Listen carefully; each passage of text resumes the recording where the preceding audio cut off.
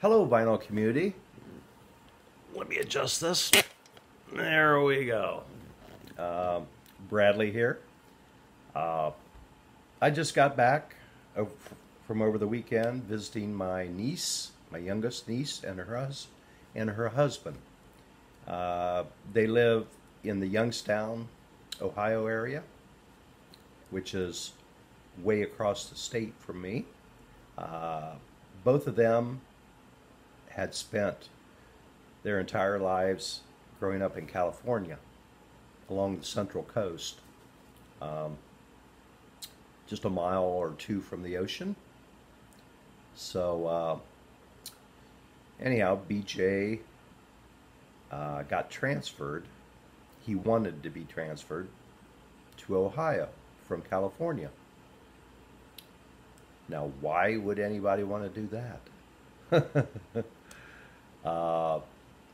Comes down to housing costs, basically raising a family. It's so much more affordable. They probably saved at least $500,000 on buying a house by moving back or moving to Ohio. And so anyhow, they seem to be very happy in Ohio, getting used to the winters and all that. They've got good neighbors and all that. So anyhow, I went over there because Jenny had said that she and BJ wanted to get back into, or not get back, but get into vinyl records. And so I told her, well, I still have her father's, my brother, vintage Sony hi-fi system from 1971. Has a power amp, and then the tuner, two Sansui bookshelf speakers. So anyhow, for the last, probably the last 20 years, my brother left it at my parents' house when he moved out to California a long time ago. So the last 20 years, probably, it has been out in the garage. And through winter, summer, Ohio weather, So anyhow, about a month ago, I went down to my mom's house and I thought, I want to see how this stereo sounds nowadays. So I disconnected all the wires and all that stuff, cleaned everything up, got air spray and contact cleaner, just went over it, and then I reassembled it, and wow, I think it sounds just like it did in 1971. Which in 1971, that was the best stereo system I had ever heard in my life. So anyhow, it's working great. So I told Jenny I would bring that vintage system over and I would buy them a turntable or find a turntable for them. I said either you can use that turntable with your dad's system, or you can put your dad's system up in the bedroom and take the turntable and put it into your current TV surround sound setup.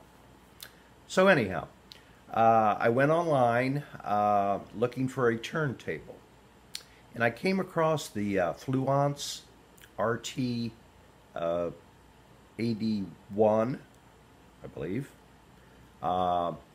It looks beautiful. It's got like a fake shiny walnut base and everything. Auto start, and it does quit playing at the end of the record. So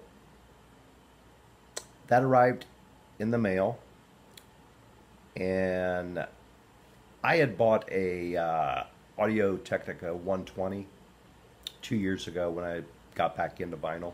I was very happy with it, but I had some problems with the, I had upgraded the cartridge to a Grado Blue Prestige or whatever. And since the AT120, it's a motor driven, it's got the motor right underneath the spindle direct drive. That cartridge, it did pick up a little bit of hum, which when the music would play, you wouldn't notice it.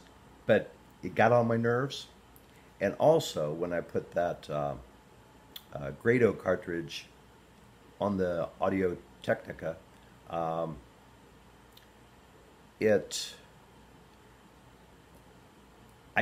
not sure what it was. A lighter tracking force combined with the Audio Technica is known for the anti-skating to quit. So anyhow, when you would cue the record down, it would want to skip in a couple revolutions, which was very, very, very annoying. So I ended up, I would just put the needle on the record, and then I would turn the record on, then it worked fine. But it was kind of a hassle. So anyhow, I end up keeping the Fluence for myself.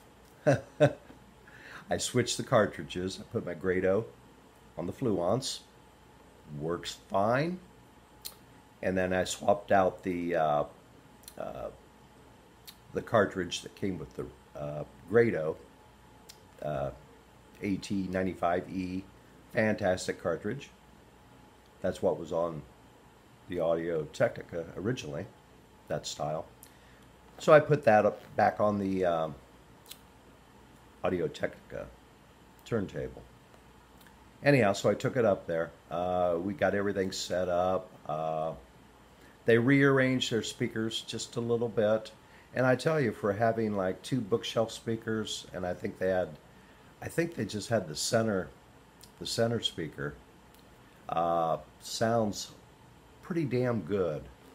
I think I will recommend them when they get a little extra money to buy, and most of their system is Klipsch, and I think I'll recommend them to buy a Klipsch subwoofer, powered subwoofer, which I used to have one in another system. I loved it. So anyhow, and I kind of showed them the ins and outs of the records, told them the 12-inch spins at 33 1/3 revolutions. I